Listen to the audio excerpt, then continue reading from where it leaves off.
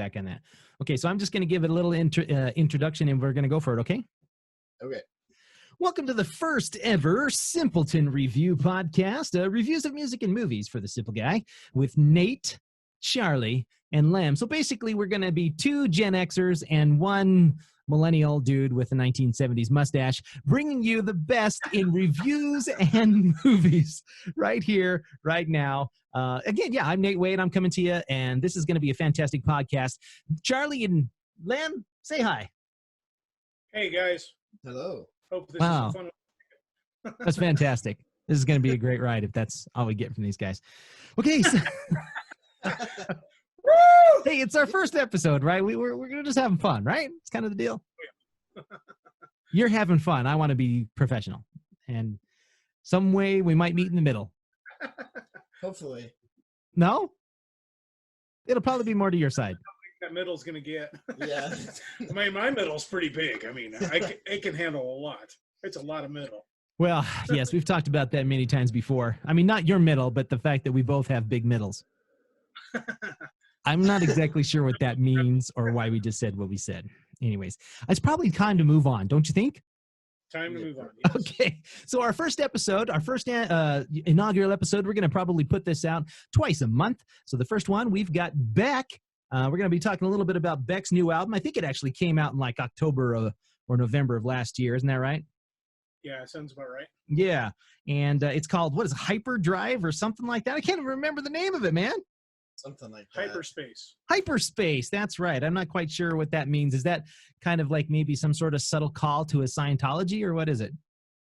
I don't know if it's necessarily that. It's kind of like if you read into the lyrics and stuff, it's almost like Ecclesiastes. Oh yeah, you think so, huh? Reaching out, and there's nothing there. Oh. So it's kind of a nihilistic album. Yeah. Yeah. I didn't actually have a chance to listen to a lot of the words. I was really focusing on the music, and I'll tell you, the first two songs kind of hit me kind of weird. Like, I think both of them are really short, aren't they? Yeah. Yeah. So Hyperlife and Uneventful Days, especially Hyperlife, was really, really short. I mean, it was just kind of an introduction to the album, I guess. Yeah. And I just felt like when I was listening to the album that there wasn't a lot of, I mean, look, we're talking about Mr. Two turntables and a microphone, right? We're talking about I'm a loser, baby. And here we are with this album, and it's like, hey, I'm getting old. I'm Mr. Beck, but I'm starting to push 50, so let's chill out just a little bit. Let me go grab my doobie because I'm now living in California where it's legal to do so, and let's contemplate life just a little bit. Well, I think it's kind of fun because he did do an even slower album. Are you serious? Oh man, Really? it's like a lot of people went to the concert and they were like, and they were disappointed. They were they thought they were heading to the rave, and they ended up in the trance dance party is what they happened, right? Yeah. The chill room. They opened, I think the Black Keys opened for him.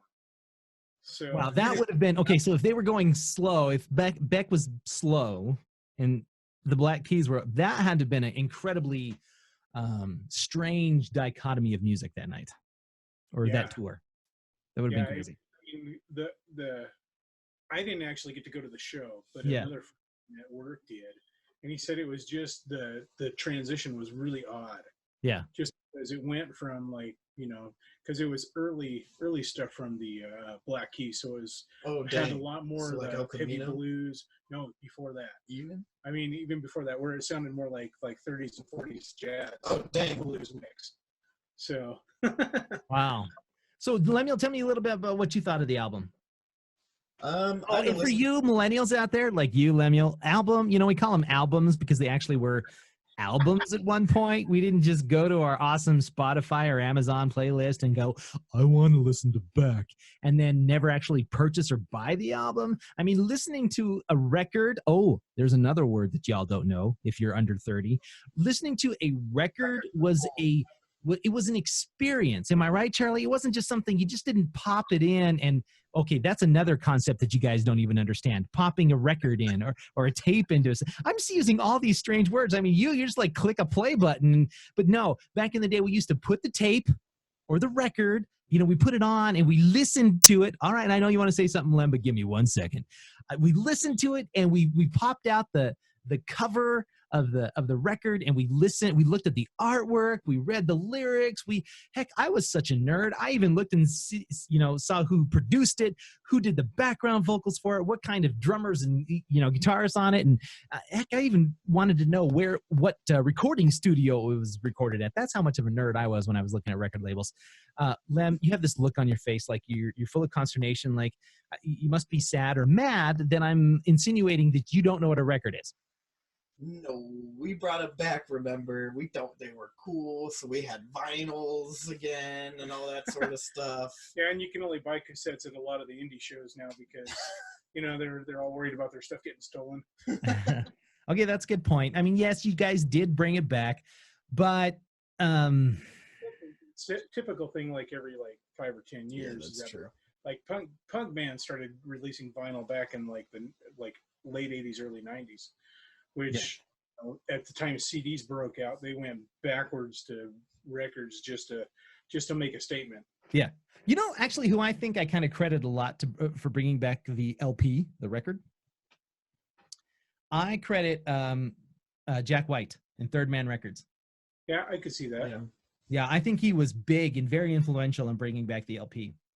Well, in fact, I think he started, or at least helped one, because when Jack White started making his records again, there was really only one vinyl press company in this entire country. Yeah. Everybody else was out of business. But now it's booming again, like you guys said, and there's a few companies around the country that are starting to make LPs again. So, but the price of LPs are crazy astronomically large. You know what I mean? You go buy a record, it's going to cost you $20 at least. But a lot of the records are usually like special editions, so you end up having to pay like $30 or $40 for them, because it's going to be like 10 pounds. That we only sang in Japan once. Yeah, right. I mean, because they're giving all kinds of crazy stuff in these records. They're giving you the record. They're giving you, a really cool booklet with a lot of arts. They might give you their birth certificate, perhaps a blood sample. I mean, there's all kinds of stuff in there. You don't know what they're going to give. Yeah, that's true. Yeah. So, well, anyways, back to Mr. Beck. It's time to heckle him a little bit. We're not talking about Glenn Beck, by the way. We're talking about Beck. I don't actually know what his real name is. Anybody know what his real name? Beck too, if we want. I don't remember. I did remember seeing it in a documentary because he's got, I believe Jeff Beck is his dad, but I think that his mom was one of the actresses that Andy Warhol had. She was one of the factory girls for Andy Warhol. Oh yeah. He's got a rich art and music history. So I listening to the record, listening to the album, whatever you want to call it, the electronic ones and zeros, I didn't really connect with it until the first Fast song, which one was it? It was like Chemical or Die Waiting or something like that. No, it's Lightning. Yeah, it had that was the first one that had actually any upbeatness to it, and I was like, okay, now this sounds a little bit more like Beck. I mean, really, I felt like most of the songs, like he was living in a geriatric ward. Well, they kind of remind me of because I've seen him working on collaborations with David Byrne. Yeah, and kind of I don't know. I was getting a little bit of vibe from David Byrne and a little bit of Moby. So Moby, David Byrne, Talking Heads. Yeah, so, I heard that. I really did hear the David Byrne and the Talking Heads influence on there. I'm not sure I heard the Moby influence. I mean, it definitely is synth driven, most of it. There's not a lot of guitar work and stuff that he's famous for on this album, and I just don't know. I don't know if I clicked with it very much. It all sounded the same for the most part to me. It just really wasn't a lot of sonic difference on the songs. Lemuel, what do you think? It was a good album to clean to. I listened to the whole album like 2 or 3 times when I was cleaning the other day. Cleaning? Wow. Yeah. So did your house actually get cleaned? For a little bit. It didn't stay that way, I'll tell you that. Okay. I'm just checking. Anyway. I mean, you took that picture of your computer the other day, and I just couldn't help but notice what was in the background of it. Hey, so for those of you who don't know, anyways, this millennial in this bunch here is my son. And so he has been trying to be on my quote-unquote radio stations since he was a little kid. And now he actually has his chance. I hit him up about 2 weeks ago and said, hey, do you want to do a podcast? And he said, is Napoleon short? And so we decided to do a podcast. Yes. What was that, Charlie? Heck yes, he is. Yeah. And of course, Charlie and I, we have some history together, some good, some bad, but we won't go talking about the bad stuff here. But we did this thing back in the day we called K-Nate Radio. So for those of you who listen to my other podcast, Everyone Has a Story, you always hear me talk about my email address and my Twitter handle, which happens to be K-Nate Radio, K-N-A-T-R-D-O. If you want to find out more about what K-Nate Radio is, you can hit up, I think you can go check out my podcast. I can't remember what episode it was. It was like episode 30 or something. I actually talked about what K-Nate Radio was. So basically, Charlie, who actually has the pleasure and the what's the word I'm looking for? Just the whatever. I talk for a living.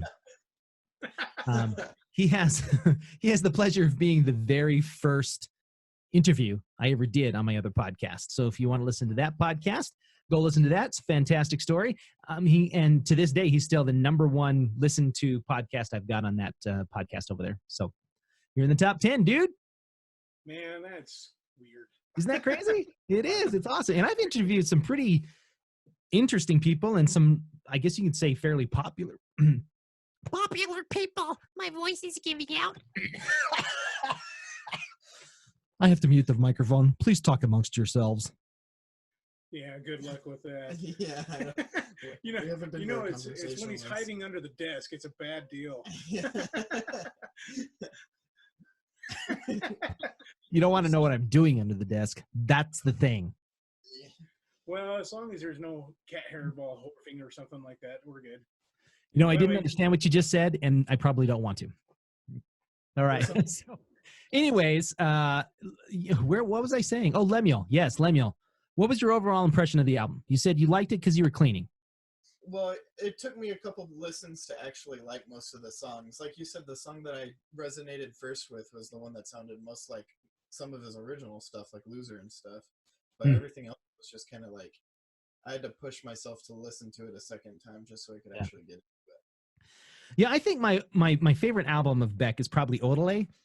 And it's such a far cry from Odelay. It's almost a totally different style altogether. Yeah, I think my favorite album is probably Modern Guilt, which has a little bit more of this tone, but it still has like its dance steps to it, but it's a lot more laid back and a little bit more thoughtful in the ways kind of like put everything together.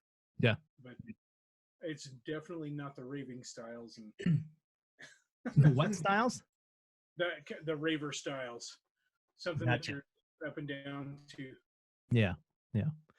Well, I think we've probably beat Beck with a dead horse, and he probably enjoyed it. So let's figure. Sorry, that was a terrible joke. Let's give our ratings for this. Let's just do star ratings, okay? I mean, I don't know. On my blog, I used to do naties. We can do naties if you want. I mean, instead of stars, but you want to just stick with stars? Yeah, either way. Yeah. All right. Let's do stars. Let's do 5 stars. So out of 5 stars, Charlie, what would you give this new Beck album? I'd give it a 3. Okay. Lemuel. 3. A 3. Okay, I'm going to be a little tough on him. I'm going to give him a 2 because, like I said, I couldn't click with it. I listened to it a couple of times, and maybe I wanted something more than the melancholiness that it offered. But and the lyrics were good, and they're well-crafted songs. There's still definitely professionalism there.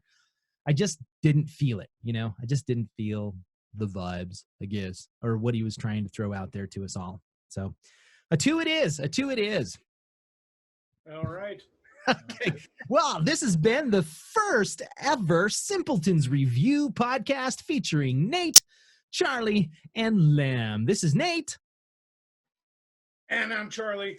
This is Lem. Saying see you next time as we probably will review a movie. So long.